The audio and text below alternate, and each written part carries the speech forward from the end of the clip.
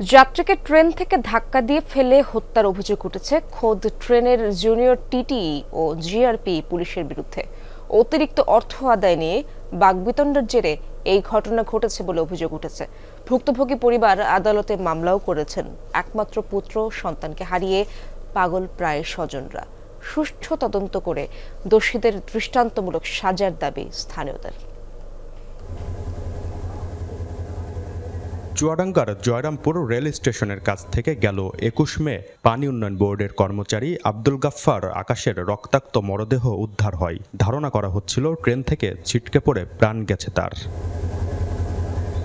তবে সেদিনের খুলনাগামী কপোতাক্ষ এক্সপ্রেসের উঙ্গ বগির এক যাত্রীর দাবি, ছিটকে পড়ে নয়, ট্রেন থেকে ধাক্কা দিয়ে ফেলে দেয় মারা যান আকাশ।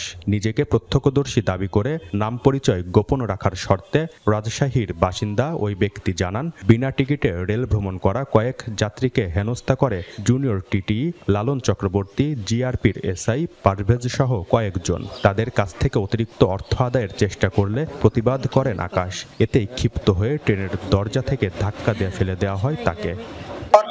ছেলেকে দুই হাত ধরে নিয়ে যাচ্ছে। এবার ভাই ওখানে গেটে যে দাঁড়ালো পুলিশের সামনে, 30 সেকেন্ড সময় হয়নি, ধাক্কা ধাক্কি হয় মানে ছেলেটাকে ফেলে দিল। তার টিকিট কাটিনি বলে ও একটু প্রতিবাদ জানানোর জন্য পিঠমোড়া দিয়ে ধরে নিয়ে আসি, তাকে ধাক্কা দিয়ে ফেলে দিয়েছে। ফেলিদের অধিকার তো তার নাই। বিবাদী যারা আছে তারা এই আকাশের পরিবারকে হুমকি ধামকি দিচ্ছে, এর সুষ্ঠু বিচার আমরা চাই।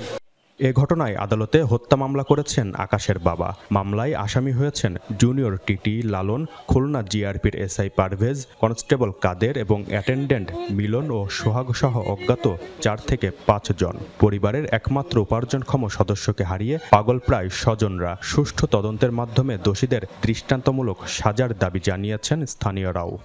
কেন এই কাজটা আমার ছেলেকে করা হলো, এর আমি সুষ্ঠু বিচার চাই। খুব প্রতিবাদী ছিল, মানে রাস্তাঘাটে বেরোলে অন্যায় দেখলে প্রতিবাদ করত। আমি এই হত্যার বিচার চাই এবং রেলের নিরাপত্তা চাই সব যাত্রীর।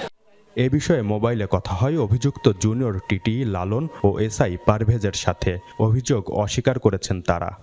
সেদিন তো আমি গাড়িতে ডিউটিতে ছিলাম, কিন্তু গাড়িতে এমন কোনো যাত্রীর সাথে এরকম ধরনের কোনো হিসিং তো আমাদের সাথে হয়নি। এটা সম্পূর্ণ বানোয়াট এবং এটা মানে মিথ্যা অভিযোগ দিছে আমাদের নামে। তো কোনো যাত্রীকে নিয়ে যে তাকে গাড়ি থেকে এরকম ফেলে দেওয়া, এই ধরনের এরকম তো আমাদের আসলে কাজ না কখনো।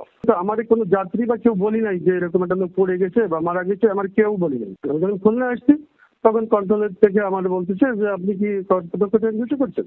তারপরে আমি বললাম হ্যাঁ, তা আমি এরকম কোনো ঘটনা জানিনি। এ ঘটনার প্রতিবাদে কপোতাক্ষ এক্সপ্রেস ট্রেন থামিয়ে বিক্ষোভ করেছে গ্রামবাসী। ট্রেনের গার্ডের হাতে তুলে দেওয়া হয় স্মারকলিপি। চিঠি যেহেতু হাতে পেলাম, এটা আমি অবশ্যই যেখানে বরাবর দেওয়া হয়েছে সেখানে পাঠাবো। সেখান থেকে নির্দেশনা আসলে আমরা যে নির্দেশনা আসে সেইটা আমরা পালন করবো ইনশাআল্লাহ। মামলাটির তদন্তভার দেওয়া হয়েছে ডিবি পুলিশকে। জিসান আহমেদ, যমুনা নিউজ, চুয়াডাঙ্গা।